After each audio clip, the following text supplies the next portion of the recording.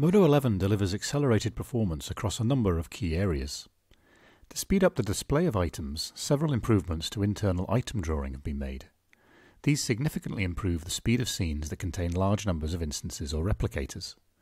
Also, to help speed up animation, the animation display is now cached for every frame, allowing it to be played back faster. In addition, an OpenSubdiv drawing override has been added. This draws Pixar's subdivision surfaces using OpenSubdiv 3 instead of native Catmull-Clark and subdivision polygon mesh drawing, significantly improving the playback speed of deforming meshes. MeshFusion performance has also been improved with the addition of options for performance optimization.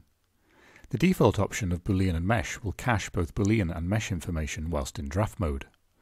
All options for optimization limit the re-evaluation of the Fusion item to those elements affected by the current editing operation, and work best in conjunction with deferred updates.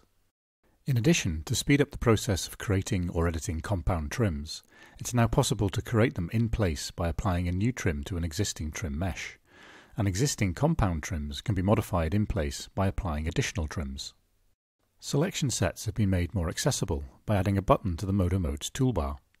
The popover form contains commands for working with selection sets, including creating selection sets, quickly selecting them, and also adding and removing geometry from them. It's also possible to convert an item-based selection set to an item group. The schematic viewport now supports node snapping. The node's positions are forced to multiples of the specified snapping value, which can be found in the Preferences viewport. This makes it easier to position and organize your schematic layout. In addition, in order to make it easier to identify instances in the schematic viewport, they now become highlighted when the original item is selected. Modo 11 also adds an improved method of calculating deformation when using either a spline or Bezier effector to deform an object.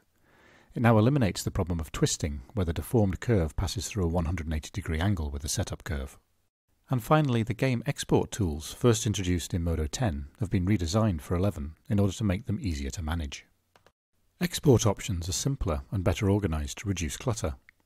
Texture bake items are now able to use the normal map preferences of a project, allowing things like normal map bakes to automatically trigger tangent-based regeneration when baking.